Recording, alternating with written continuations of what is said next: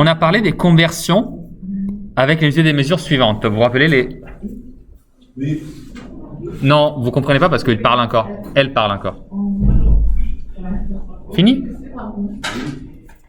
Donc ici, on a parlé donc des unités de mesure qui mesurent la distance, le volume et le poids. Pour être plus précis, c'est pas le poids exactement, c'est la masse, mais on va confondre un peu les deux concepts maintenant. C'est pas grave. Une autre chose qu'on n'a pas encore mesurée, du coup, qu'on n'a pas encore appris à mesurer, c'est le temps. Or, vous le savez, le temps, il ne se mesure pas exactement de la même façon, parce que vous savez que 10 secondes ne font pas une minute. Alors que vous savez très bien que si vous prenez 10 décigrammes, bah, ça fait 1 gramme. Donc, il y a un petit problème d'équivalence là, vous voyez? Vous voyez où je veux venir? Et donc, je pense que c'est intéressant qu'on s'y penche un instant. D'accord? Donc, si on écrit, donc pour le temps, c'est le seul endroit où il faut faire un peu d'attention et où juste le passage avec les flèches et avec les nombres de zéros ou les nombres de places après la virgule, bah, ça va pas marcher. D'accord? Mais par contre, on peut juste le faire avec notre logique, en général, ce type de problème. Par exemple, imaginez de juste vouloir traduire 1 minute, 1 seconde. Bon, ça, vous le savez. C'est combien? 61. D'accord? Ça, je pense que vous le savez. Donc, 1 heure. Ça va être combien de minutes? 60 minutes. Et donc, combien de secondes? 3600. Obtenu comment, du coup? Je connaissais déjà. 60. Alors, logiquement, du coup, s'il y a 60 minutes et que chacun, ça fait 60 secondes, bah, du coup, j'ai fait 60 fois 60. Ça me donnera comme résultat 3600 secondes. Autrement dit, si tu préfères, effectivement, je vous le mets entre parenthèses, ça, c'est 60 au carré, effectivement. D'accord? Vous voyez que ici, à chaque fois que vous passez, du coup, de secondes à minutes et après aux heures, bah, du coup, il ne faut pas multiplier fois 10 mais il faut multiplier plutôt fois 60. Et ensuite, je pourrais passer à l'unité de mesure successive du temps. C'est quoi? Après les heures, on considère les... Journée. Exactement. Et une journée, du coup, c'est... 24 heures. Vous pouvez aussi dire un jour. Hein. En général, un jour, du coup, ça fait partie des 24 heures. C'est pas juste la partie avec la lumière, même si on tend à faire ça. Donc, un jour, ou une journée, si vous préférez, ça va être combien d'heures? 24. Et du coup, combien de minutes? Exactement, faisons-le. 300.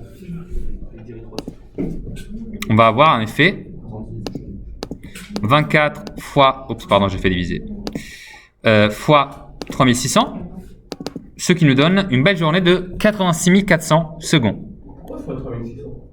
C'est les minutes, secondes en un. Je voulais calculer les secondes. Non, pardon, je voulais faire les... Là, c'est les minutes. Non, je sais pas. Là, vous allez faire... Vous avez raison, j'ai bypassé les minutes, j'ai calculé directement les secondes. Donc 24 heures, calculant du coup fois 60 une première fois, vous avez raison, sinon je vais trop vite. 24 fois 60, 1440. Ok?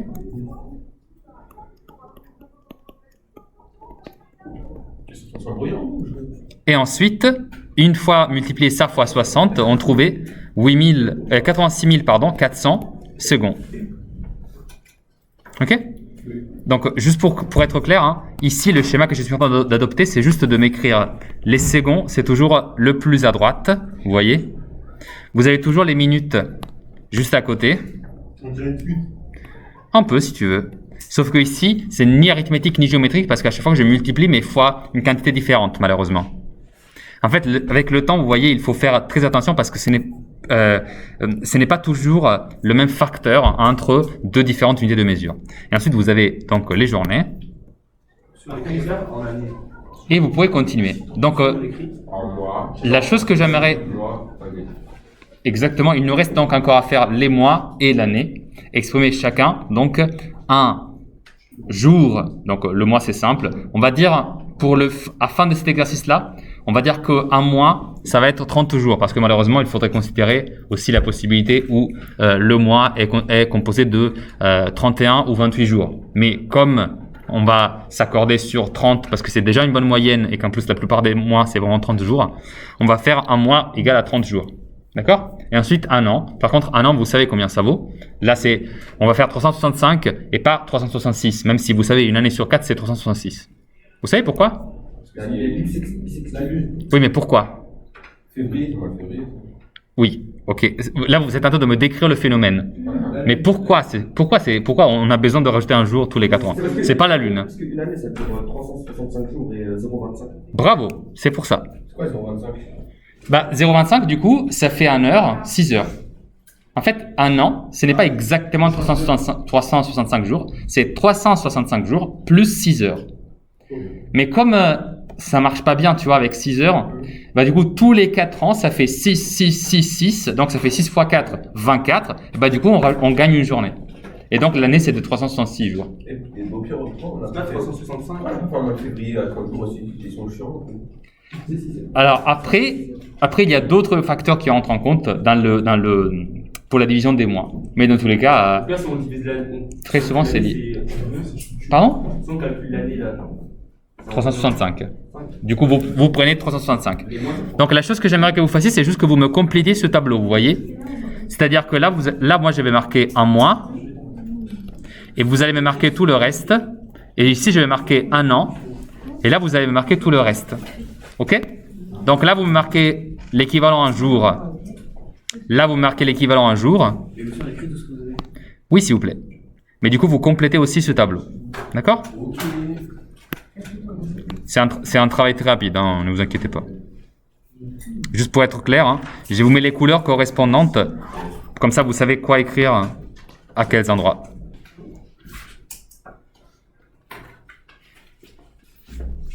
Juste pour que ce soit clair, hein, là, je vous écris du coup 1 minute. Le passage ici, ça a été de fois 60, ok? Pour 1 heure, ici, le passage avait été fois 60. Et donc, à côté, pour passer de minute à seconde, toujours la même chose, hein, fois 60. Par contre, vous passez de 1 jour à 24 heures. Du coup, là, on a fait fois 24. Parce que c'est le passage des journées en heures. Les 24 heures, ici, on l'a fait fois 60. Et encore fois 60.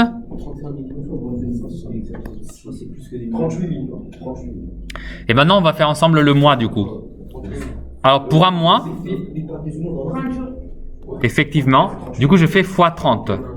D'accord? Et donc là, je vais écrire. Ensuite, on va multiplier fois 24 pour avoir le nombre d'heures. Alors ça fait du coup 720, tu m'as dit, Nigrette, c'est ça? Ok? Si je vais avoir maintenant le nombre de minutes, je vais multiplier fois 60. Parce que dans chaque heure, il y a 60 minutes. 720 heures, je multiplie fois 60 et je vais trouver...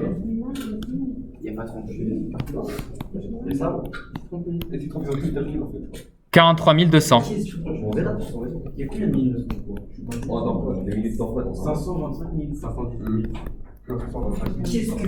Et du coup, après, pour passer aux secondes dans un mois, je vais donc faire ça fois 60 et trouver exactement 2 592 000. Ce qui est donc 2 80, j'ai déjà oublié, 592 000. Voilà. 592 000 secondes. OK? Donc maintenant, on a l'année. Et l'année, alors, on le fait fois 365 pour avoir le nombre de jours. Donc ça fait 365 jours. OK, là c'est simple. Ensuite, on fait ça multiplié fois le nombre de... Ah non, excusez-moi. D'abord les mois, mais qu'est-ce que je raconte? D'abord fois 12. J'ai exagéré. Donc, déjà, fois 12. Et ça, donc, ça fait 12 mois. Ensuite, fois le nombre de jours dans chaque mois, fois 30. Et donc, je vais trouver... Alors, on ne va pas trouver exactement, du coup, 365, malheureusement. Mais, en fait, ici, il vaut mieux bypasser et faire directement ici, fois 365. Si on faisait 12 fois 30, du coup, on va trouver 360. Vous savez, la vérité, c'est 360... Quoi? Non, j'ai rien dit. Vous savez, la vérité, c'est 365. C'est pour cette raison qu'on a besoin de faire la subdivision des mois avec certains mois qui ont plus de jours et certains qui en ont moins. Alors, pour être honnête, il vaut mieux faire ici 365 et prendre cette valeur-là comme la valeur avec laquelle on va faire les calculs. Oups, pardon. 300. D'accord? On va donc continuer les calculs avec celle-là. Mais voilà, c'est quand même très proche. Donc après, pour passer aux heures, je vais faire fois 24. D'accord? Et donc, attendez un instant, je le fais. 3, 6, 5 fois 24, ça fait 8760 heures. Et pensez-y un instant, c'est bizarre, non? 8760 heures. Ça, c'est un an. Quand vous dites un an, vous pensez, wow, c'est énorme, c'est super longtemps. Alors que je pense, enfin pour moi, quand je lis 8760 heures, ça me semble pas si longtemps que ça, non? Oui. Alors qu'en fait, c'est la même chose. 8760, donc ça veut dire... tac, tac, tac. Je fais donc ici le passage des heures aux minutes, donc ça veut dire que je multiplie fois 60. Et là, ça me donne 525 600. 525 600 minutes dans un an. Et enfin, pour les secondes dans un an, ça va être fois 60. Tout à fait, ça fait 31 536 000.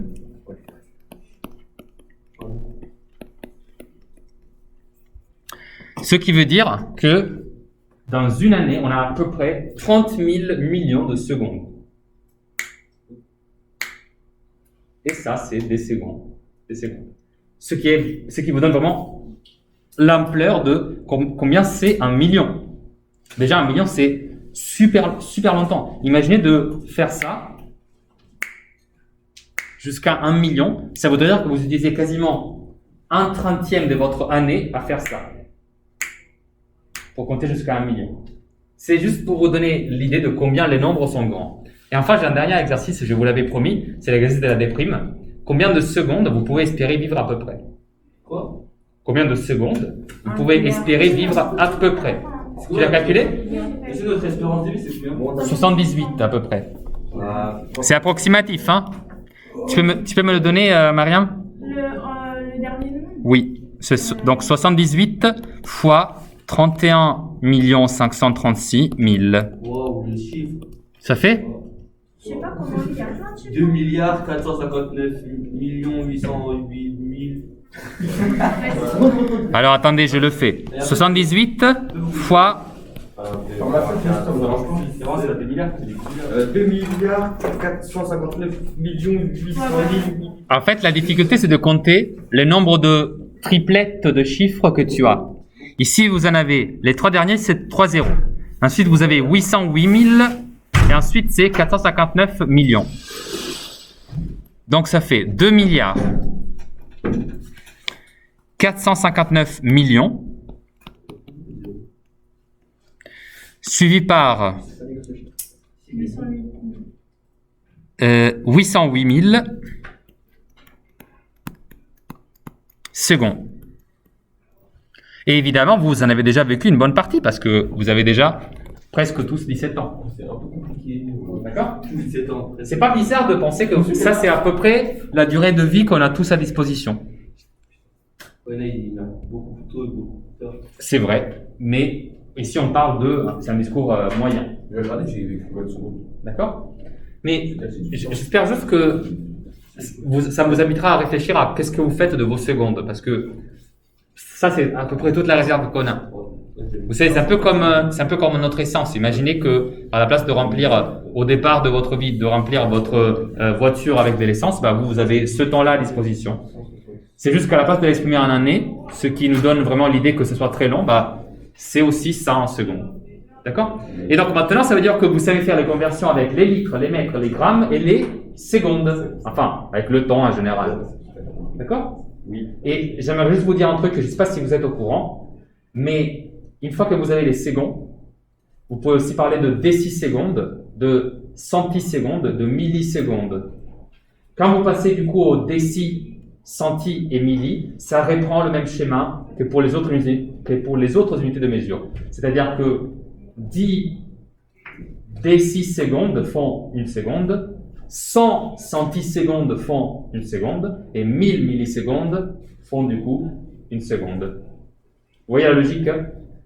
Le schéma, en fait, avec le x60, x30, x24, où ça change à chaque fois, c'est avec le langage courant. Mais dès que vous passez en décisecondes, centisecondes, millisecondes, et après microsecondes, etc., ça, du coup, ça revient avec le système décimal, où du coup, c'est à chaque fois des multiples de 10. On est d'accord? Donc, si vous lisez DS, c'est pas la Nintendo, c'est décisecondes. Ok? Personne n'a rigolé à la blague. Ok, c'est la dit. J'aimerais reprendre du coup ce qu'on avait dit sur les fonctions exponentielles juste hier. C'est celui-là. Donc je vous rappelle, c'était le chapitre 4 et c'est les fonctions exponentielles au pluriel parce qu'il y en a plusieurs, plutôt pas mal. Et je vous rappelle ce qu'on avait dit ensemble, c'est-à-dire que la fonction exponentielle, c'est tout simplement quand vous reliez entre eux tous les points qui composent la suite géométrique. Une suite géométrique, évidemment. D'accord? Cette double façon de le voir, elle reste vraie toujours. Ici, vous voyez, j'ai la suite 2 puissance n, et ça, c'est la fonction 2 puissance x. On est d'accord? Mais ça veut aussi dire que si, par exemple, je décide de prendre, je ne sais pas, imaginez que à la place de prendre 2 à la puissance x, je prends maintenant 3 à la puissance x. Pourquoi pas? Ça, c'est ma fonction exponentielle. Eh bien, si je trace cette fonction, on peut le faire très facilement. Vous savez que pour x égale à 1, ça fait 3 à la puissance 1. Donc, ça va faire 3. On va dire que 3, c'est là. Pour x égale à 2, ça va faire combien? On ne sait pas encore. Bah si, vous le savez. 3 à la puissance 2, ça fait combien? 3 à la puissance 2. 3 à la puissance 2. C'est pas 2 à la puissance 2. Ah, 9. 9. Donc ça, si ça c'est 3, ça veut dire que ça c'est 6. Et donc ça, ça va être 9. Si je prends... Ça va très vite. Hein. Si je prends x égale à 3, ça fait combien? Ça fait 3 fois 3 fois 3. Donc ça fait 27. Ok. Si ça c'est 9, vous vous retrouvez là-haut. Ça c'est 12, ça c'est 15, 18, 21, 24 et 27. Donc vous êtes déjà là-haut. Vous voyez comme ça va vite. Ça c'est pour x égale à 0. Et attendez, je peux finir juste l'exemple. Ça c'est la fonction 3 à la puissance x. Donc la fonction ça va être ce que j'obtiens quand je relie tout. Ok? Mais je peux aussi faire le passage inverse, du coup, où je me demande si ça c'est la fonction, quelle est la suite correspondante? Et bien du coup, la suite va être la suite un égale la même chose, mais à la place de x, je remplace par... Si ici, j'avais f de x égale 3 à la puissance x, qu'est-ce que je dois mettre ici pour compléter? Il manque un truc. C'est un. Pas puissance x. Ça, c'est la fonction. Puissance n, Mariam, exactement. C'est ça l'équivalence. C'est ça qu'on vient de voir. Je viens de vous le dire. Oui, mais nous avons parce qu'on n'a pas pensé. Non, c'est parce que vous n'avez pas écouté. Mais si vous avez écouté. 2 à la puissance n, 2 à la puissance x. C'est ça le passage à travers la barrière. Oui, parce que n, toujours entier. Mais on peut le faire dans les deux sens. Comment ça? Bah, tu as vu ce que j'ai fait? Dans cet exemple-là, je vais d'abord tracer la fonction 3 à la puissance x. Oui. Je viens de la tracer. Oui. Et ensuite, je peux me dire, OK, quelle est la suite géométrique associée? Bah, c'est 3 à la puissance n. Mais ça va être la même chose. Absolument. C'est juste que la fonction, elle va être continue. Je la trace sans jamais soulever mon stylo de la feuille. Et la suite, non. La suite, parce que la suite, elle est composée seulement par les valeurs de n qui sont égales à 0, 1, 2, 3. Alors que la fonction, elle est aussi définie par 0,5, 1,2, 0,03, toutes les valeurs. Moins Aussi. C'est pour ça que, tu vois, la fonction, elle débarque aussi du côté des négatifs. Alors que si je voulais faire juste la suite. La suite, ça commence ici, là où il y a la valeur 1. Puis là, il y a 3. Donc, ça va ici. Vous vous rappelez, pour ça, c'est pour n égale à 1. Pour n égale à 2, ça va valoir 9, comme tu m'as déjà dit. 9, c'est là-haut. D'accord? Donc, c'est ici, ici, ici. Et ensuite, comme on l'a vu, aussi là-haut. Donc, ça, c'était 27. Dans l'axe des ordonnées. Et la valeur correspondante, elle se trouve ici. Donc ça, c'est, donc à gauche, vous avez la suite 3 puissance n, et à droite, vous avez la fonction exponentielle 3 puissance x. Vous pouvez faire le passage comme vous voulez. Et je veux que ce soit clair aussi, vous avez tous, ou presque, je vois, des calculatrices à la main. Est-ce qu'on peut juste calculer ensemble un truc pour être sûr qu'on est tous sur la même page? Avec les fonctions exponentielles, c'est très simple de faire le calcul, il faut juste savoir où se trouve la touche circonflexe sur votre clavier de calculatrice. Celle-là, c'est 7 puissance, mais comme vous voulez élever 7 à la puissance moins 2, déjà, il va falloir mettre les parenthèses parce que ce que vous allez écrire ici, c'est tout l'exposant, donc je dois mettre les parenthèses. Et ensuite, à la place de mettre le moins ici, vous savez qu'il y a 2 moins ici. Eh bien, il va falloir utiliser le moins signe, le moins entre parenthèses, qui est un peu plus court du moins soustraction. C'est parce qu'ici, vous n'êtes pas en train de faire une soustraction, vous faites juste un exposant. Donc, c'est un moins qui fait partie de l'exposant. Et du coup, je vais écrire à la puissance moins 2. Et si tout s'est bien passé, tu as trouvé ça, non, Bilal? 7 puissance moins 2, vous trouvez bien tous ça? Vous pouvez vérifier juste pour être sûr qu'on sait tous taper des exposants? C'est juste une compétence technique, mais il faut vérifier qu'on sait tous le faire. Check. Yes? Super. Excellent. Excellent. Et qu'est-ce qu'on avait dit du coup? C'était la fin de notre cours de la dernière fois. C'est que les fonctions exponentielles, elles peuvent être, comme les suites géométriques, soit croissantes, soit décroissantes. C'est toutes les possibilités. Mais, différemment que les suites géométriques, elles ont une propriété graphique dont j'aimerais vous parler aujourd'hui. En fait, les suites géométriques, elles sont toutes différentes. Voilà, c'est toutes des points comme ça. Mais les fonctions exponentielles, elles ont une caractéristique en fait qui les rend absolument uniques, c'est qu'elles se ressemblent un peu toutes. C'est un peu comme toutes des cousines de la même fratrie. Je vous explique. Laissez-moi prendre un petit logiciel que je pense que vous connaissez, comme ça on va pouvoir aller un peu plus vite. C'est GeoGebra. Vous le connaissez, non? En fait, c'est comme pour faire, c'est comme quand vous utilisez la calculatrice graphique, juste c'est un peu plus grand et ici vous voyez un peu mieux. D'accord? Je vous montre du coup quelques fonctions exponentielles. Celle-là, je vais l'appeler, si il écrit. Celle-là, je vais l'appeler 5 puissance x. Et regardez, même si elle n'est pas 3 puissance x, elle lui ressemble quand même. Ça ressemble quand même vachement à ce qu'on avait, à ce qu'on a tracé tout à l'heure. Quand on était ici, ici. Regardez cette fonction-là, la rouge. Maintenant, je vais sur GeoGebra. Franchement, c'est un peu pareil, non? Et pourtant, c'est pas la même fonction. Celle-là, c'est 5 puissance x. D'accord? Juste pour vous faire la comparaison, si je tape ici la fonction que j'ai tapée déjà en faisant les graphiques, donc 3 à la puissance x, vous allez voir. Vous voyez, c'est presque pareil en fait. Regardez là.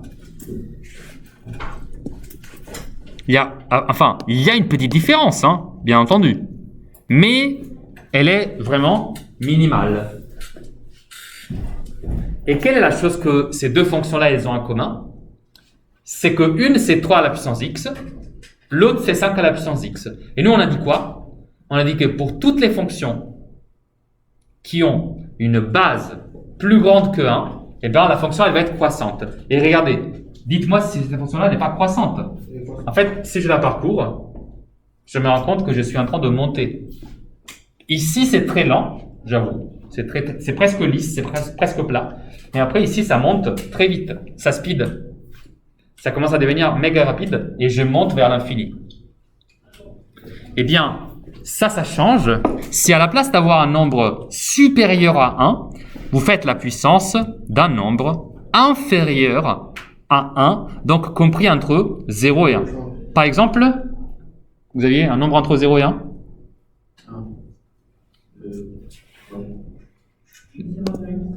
0, parfait.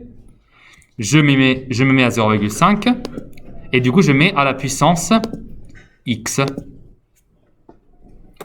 Et maintenant regardez, cette fonction bleue, elle est clairement de l'autre côté. Elle se comporte de façon vraiment différente et ça se voit. Et du coup, c'est comme dans tous les graphiques, vous lisez toujours, vous savez, de la gauche vers la droite. C'est-à-dire que quand vous parcourez une fonction, quand vous imaginez le petit bonhomme qui marche sous la fonction, vous le faites toujours dans ce sens-là. Parce que vous passez de gauche, donc de moins l'infini, jusqu'à plus l'infini. C'est normal, c'est l'ordre des nombres. Donc, quand vous montez au-dessus de la fonction exponentielle, vous êtes croissante. Mais quand vous descendez de ce côté-là, vous êtes décroissant. Ça veut dire que si la fonction elle a la base qui est supérieure à 1, et ben alors elle est croissante. Mais si la base elle est comprise entre 0 et 1, la base, je vous rappelle, c'est le nombre que vous avez à la puissance x, alors elle est décroissante. Un autre exemple, par exemple, c'est de prendre 0,1. Regardez, si j'écris 0,1, et que je le fais à la puissance x, regardez, c'est la fonction orange. Alors, bien sûr, elles ne sont pas exactement pareilles, mais vous voyez bien ce que je veux dire quand je disais qu'elles se rassemblent un peu toutes. Celle-là aussi, elle est super raide ici, et ensuite ici, elle est toute lisse, presque plate. D'accord? Et celle-là aussi, elle est décroissante. Alors, cette capacité de savoir distinguer quand est-ce qu'une fonction, elle est croissante ou décroissante, vous pouvez le faire de deux façons. Soit... Pardon? Soit vous regardez la raison, même si, je te rappelle que pour les fonctions exponentielles, on l'appelle la base de la puissance. Okay, c'est l'équivalent. Soit, vous avez toujours la possibilité, mais il vous faut la calculatrice graphique, donc celle avec le grand écran, et ben, vous pouvez juste la tracer en fait, parce que moi ici, je le fais sur GeoGebra, mais si vous prenez votre calculatrice à vous, ben, vous pouvez aussi faire menu graphe, ça veut dire graphique évidemment, et là, vous pouvez taper juste 5 puissance x, exécution. Je vais ici où c'est marqué draw, et regardez, ça c'est la même fonction que tout à l'heure. Et là, vous le voyez qu'elle est grandissante, qu'elle monte. Donc, vous savez automatiquement si elle est croissante ou décroissante. Tous d'accord? Allô, vous êtes réveillés? Oui, ça va? Ok. Ça va, je pense que c'est plutôt facile. Donc, il y a une dernière chose que j'aimerais vous apprendre aujourd'hui. Ce sont deux petites exceptions à cette règle, mais qui n'en sont pas vraiment une. Je m'explique. Vous savez que,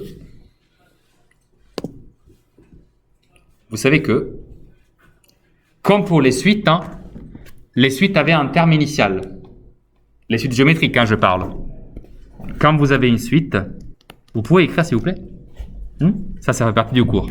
Quand vous avez une suite géométrique, on a toujours que l'expression du terme général, on l'a étudié ensemble, c'était UN égale U0, qui était donc le terme initial, multiplié par la raison qui était donc Q à la puissance N. Et je vous rappelle que ce fameux terme initial U0, c'est une valeur numérique qui peut être du coup positive et négative. Et c'est tout. Hein. Les deux, c'est impossible. C'est soit l'un, soit l'autre. Ah, voilà. D'accord, donc on va considérer aussi cette option pour les fonctions exponentielles du coup. Imaginez d'avoir la fonction, donc je vais faire la partie de l'exponentielle, donc encore une fois, ça, x, c'est ce qu'on appelle l'exposant, d'où le fait de fonction exponentielle. A, c'est ce qu'on appelle, je vous l'ai dit il y a quelques secondes, comment ça s'appelle A? La base, exactement. La base de la puissance, ou tout simplement la base. Eh bien, devant une fonction exponentielle, tout comme dans l'étude géométrique, je peux mettre un petit quelque chose. Alors, ça ne s'appelle pas U0. En général, on l'indique avec la lettre K. K, ça veut juste dire constant. Mais à la place d'utiliser la lettre C, je ne sais pas pourquoi, mais c'est traditionnel de mettre la lettre K. Cette fois-ci, je ne sais vraiment pas pourquoi. Dans tous les cas, ça c'est le coefficient. Coefficient de la fonction. Eh bien, la chose qui est fort agréable, c'est que vous avez seulement 4 possibilités. Et donc, je vais vous les représenter dans un petit tableau. Et ensuite, on a fini. OK? Les 4 possibilités, c'est les possibilités suivantes. Premier cas, vous avez K positif et A supérieur à 1. Eh bien, si ça c'est votre situation, quoi qu'il arrive, votre fonction exponentielle ressemblera toujours à ça. C'est le cas le plus classique. Cas numéro 2. On va prendre toujours K positif, mais cette fois-ci, compris entre 0 et 1. Dans ce cas-là, vous avez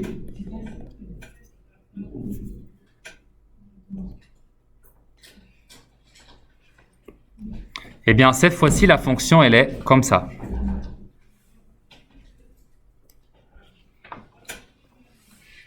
Donc, celle-là, elle est croissante. Et celle-là, elle est décroissante.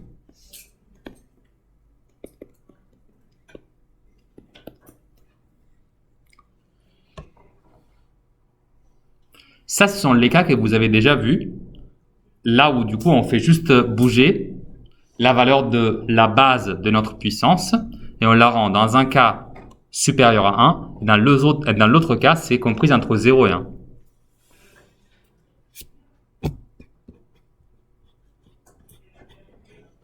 Mais ça, ce sont les cas, du coup, pour la lettre K positive. Par exemple, vous pouvez imaginer d'avoir la fonction f de x égale à 2 fois 5 à la puissance x. Ça veut dire que K est égal à 2, donc c'est positif. A est supérieur à 1, donc vous avez une fonction croissante. Un exemple pour le deuxième cas, c'est K positif, donc par exemple ça vaut 3, mais A est compris entre 0 et 1, donc par exemple c'est 0,2 à la puissance x.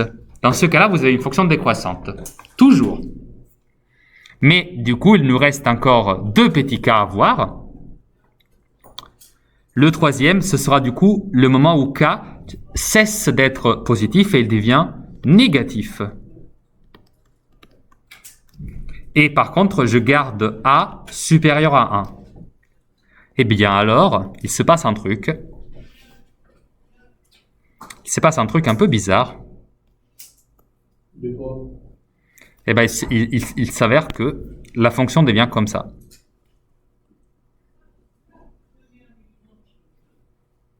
Je sais, c'est une forme bizarre, mais c'est comme ça. En fait, regardez. K, ça peut être n'importe quel nombre. Absolument.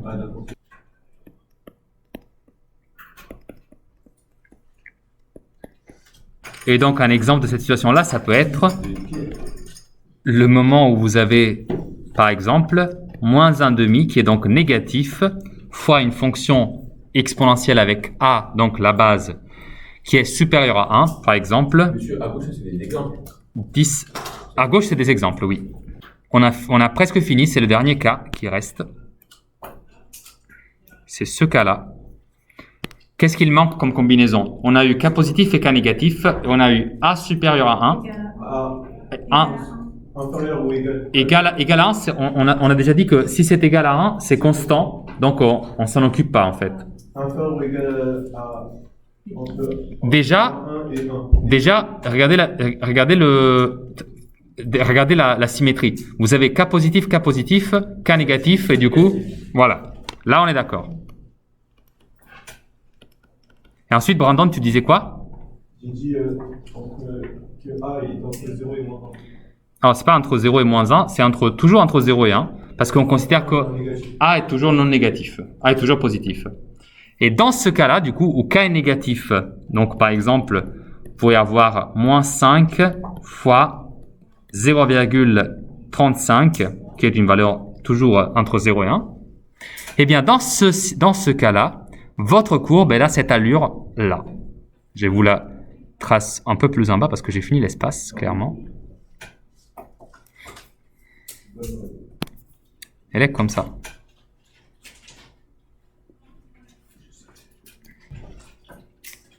Et donc, elle est croissante. J'aimerais juste vous faire remarquer que ces 4 allures des fonctions, c'est en fait toujours le même dessin. Je sais pas comment dire, c'est une sorte de lettre L très allongée. C'est un peu comme, vous savez, quand vous faites la lettre L avec vos 2 doigts. Vous voyez, ça c'est croissante, c'est ma main mise comme ça. Ça c'est décroissant, donc c'est ma main mise de l'autre côté. Ça c'est quoi? Ça c'est toujours la lettre L, mais mise comme ça. C'est la même que celle-là, juste je l'ai révoltée. Et celle-là, elle est encore révoltée de l'autre côté, c'est-à-dire elle est comme ça. Et celle-là, c'est exactement, regardez ces deux-là. Vous voyez que si je mets un miroir entre ça et ça, ça donne ça. Et si je mets un miroir entre ça et ça et ça, c'est pareil. Ça s'appelle une symétrie. D'accord? Et c'est une propriété de toutes ces belles fonctions exponentielles. Donc les exercices, c'est ces deux-là.